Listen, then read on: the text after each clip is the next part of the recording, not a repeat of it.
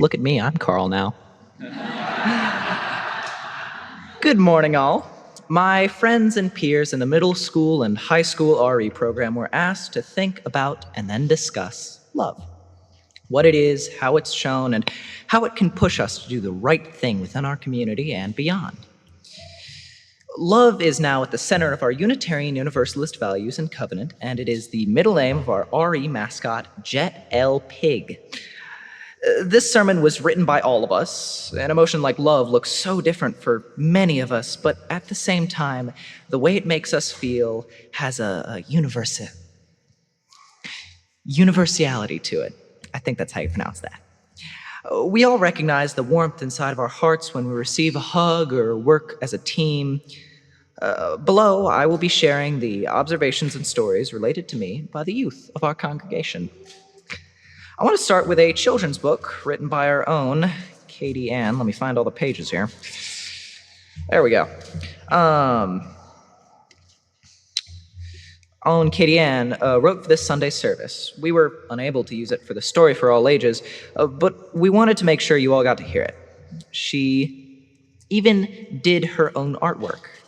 It is called What is Love? So this is the little cover page here.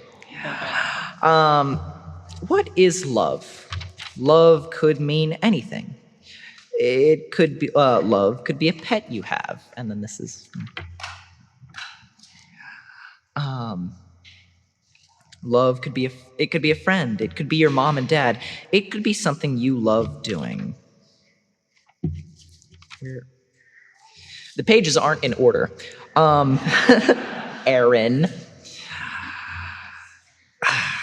It could be your mom or dad. It could be something you love doing. Everyone has love, and everyone has their own way of showing it. Katie Ann also followed up about how complicated love can be, too. But most importantly, it is healing in its power. For me, personally, love is about acceptance and equity. Love allows us to see and accept each other for who we truly are. We're able to see the humanness we all share. I would say that love makes it possible to see and try and understand the complexities of humanity. In class, we all mentioned how complicated love can be,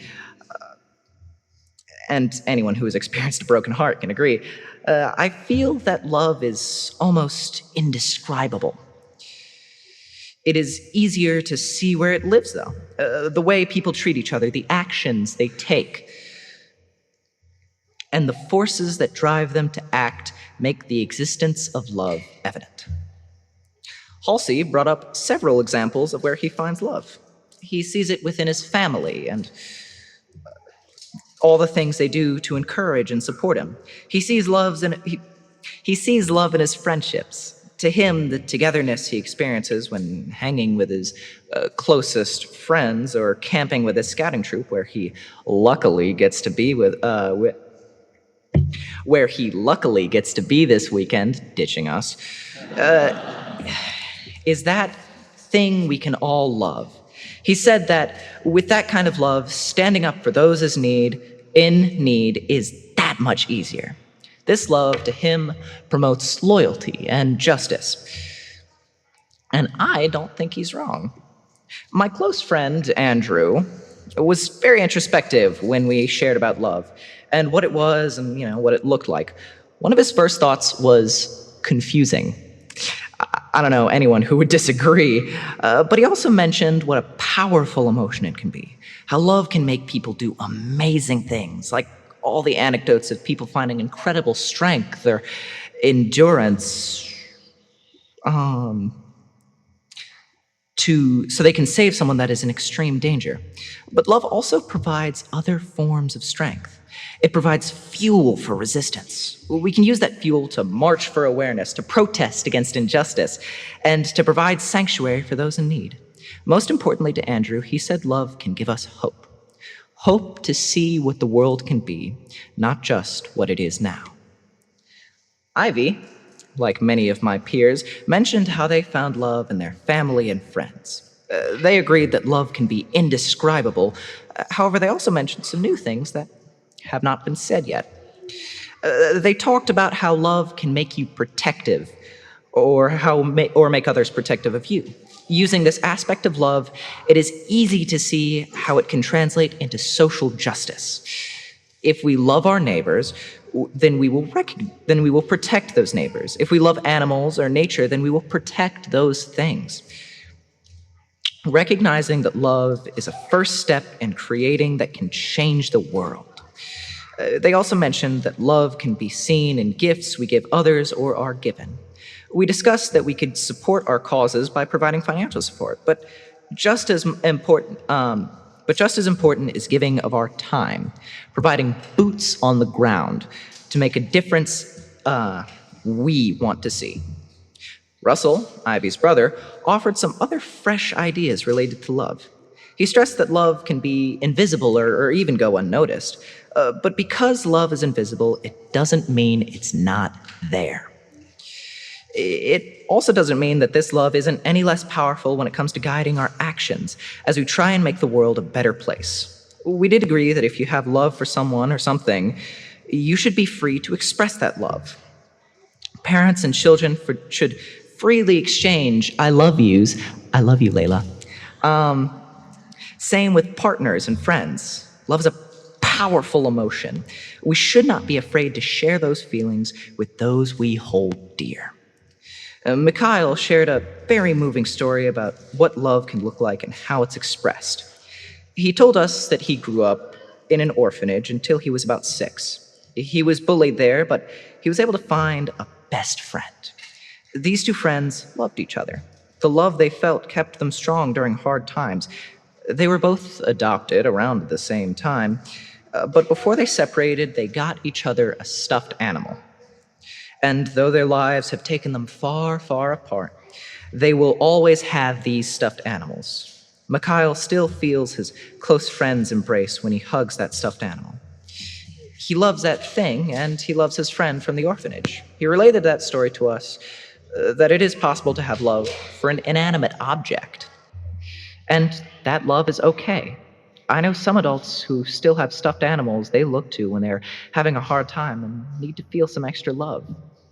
Another close friend of mine, Rory, also had some very good observations on love. They remarked on the unconditionality of it.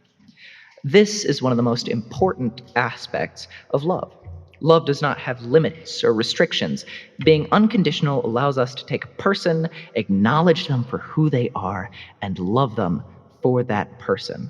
Now, that doesn't mean we don't believe in boundaries or that we can't want someone to work towards bettering themselves. It means I see you and love you. I also think that this unconditional aspect of love has a different meaning. I think it can mean lack of doubt. A child receiving unconditional love from a parent has no doubt that they are loved by that parent. This aspect of love also leads to Rory's other point about love. It allows us to persevere. Our family, friends, and community can help us get through the hard times, and we, in turn, can do the same for them. Now that I have shared what some of my friends and peers think about love, it's easy to see how trying to define it can be so difficult. When we were asked what is love, according to our teacher, Aaron, it is the 1993 hit song by Trinidadian German performer Hathaway.